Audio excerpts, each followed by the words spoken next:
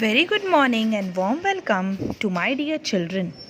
I hope you all are fit and fine and enjoying your digital learning.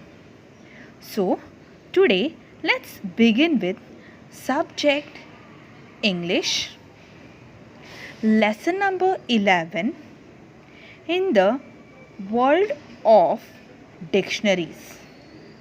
On Monday, we stopped on page number 24 of our textbook. Now, let us continue with our remaining part of lesson. Dear children, I gave you 10 words to search from dictionary. Right? Hope you all have completed the activity and also have learned how to access dictionary. Very good. Today we are going to learn different type of dictionaries and to whom it is helpful. Let us understand it. But first let me read it for you. All dictionaries, however, are not the same depending on who is going to use the dictionary. The information in it is arranged and presented in different ways. Do you know that there are different types of dictionaries? Let us look at a few of them. First dictionary which we are going to see is Children's Dictionary. Some dictionaries are designed specially for children. They include only a few thousand words, but there are many pictures and diagrams in children's dictionaries. There may also be word games, puzzles, and jokes based on the meaning or use of words. Second is pronouncing dictionaries. Some dictionaries provide only the pronunciation of words. It is shown with the help of special symbols. Dictionaries of synonyms. Some dictionaries give lists of synonyms, words which have a similar meaning. They may also include antonyms or opposites. Dear children, let's understand this much part of the lesson. All dictionaries are not same. The dictionary which we referred is one such kind of dictionary. There are various different kind of dictionaries. It depends on the use or on the information what we want. The information in it is arranged and it is presented differently. Do you know that there are different kind of dictionaries? We are going to learn today few such kind of dictionaries. First is children's dictionaries. You can see on the screen few pictures of children's dictionaries. Yes, children's dictionaries are to their level. Means small children, they mainly are fond of pictures and diagrams. So, to make them words or to introduce them words, well, diagrams and pictures are used.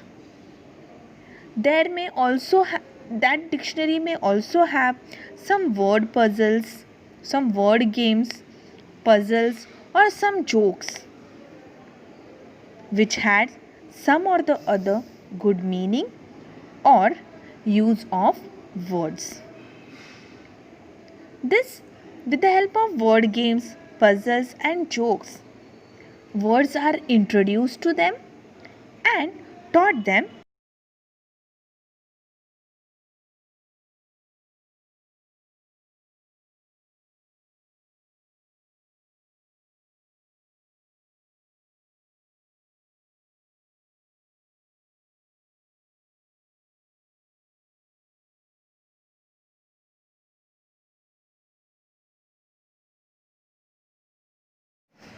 Very effectively.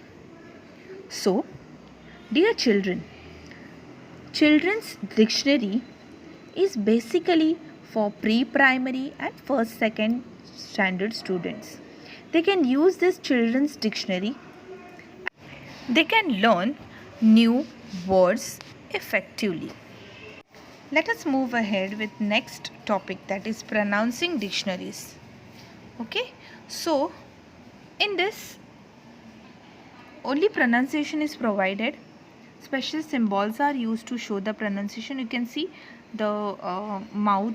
If we pronounce a is pronounced as a there. So when we pronounce a, how our mouth will be open. Okay, so this is how our mouth will be. And these are the consonants and vowels and diphthongs.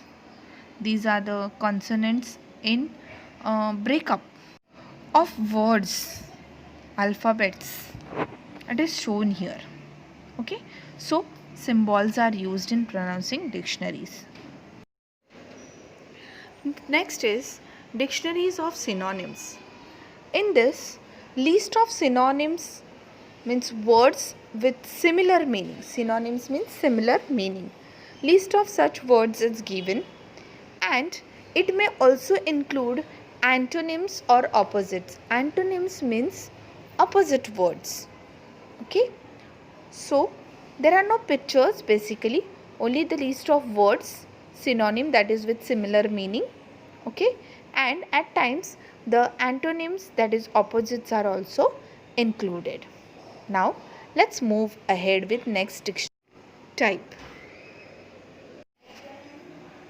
At the top you can see visual dictionary.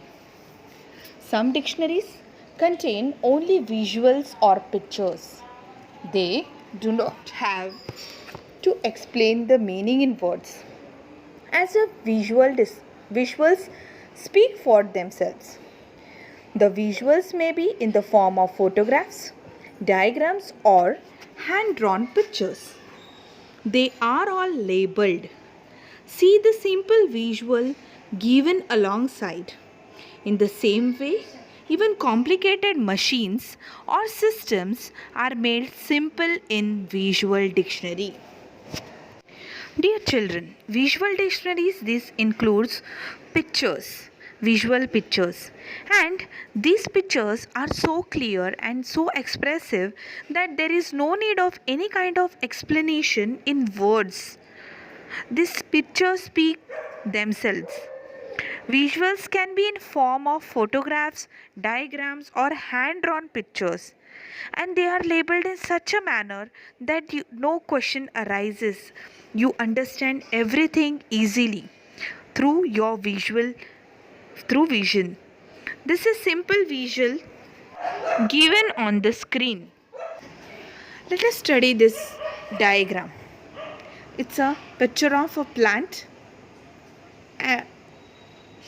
Below the ground there is root, there is fruit, what is stem, what is flower, what are leaves, what are buds. Everything is labeled properly and clearly. So there is no need of any kind of explanation here. Such kind of book is visual dictionary. Let us see the next type mentioned in our textbook. Encyclopedia dictionaries. Encyclopedias are books that give a lot of information on a great number of topics. Encyclopedic dictionaries too give a lot more information about most of the words they contain. These dictionaries are usually quite thick and contain many more words than the smaller ordinary dictionaries. Such type of books give lot of information on great number of topics. It covers number of topics. These books give a lot more information about most of the words they contain. Such kind of dictionaries are usually quite thick and they contain many more words than the smaller ordinary dictionaries. The dictionaries which we normally use are different than encyclopedia. Let's move ahead. Computers and the internet have brought with them online dictionaries. They are very easy to use. Just type the word you want to look up and instantly you are shown its meaning, use, etc. You can even listen to the proper pronunciation of a word. A printed dictionary cannot do this.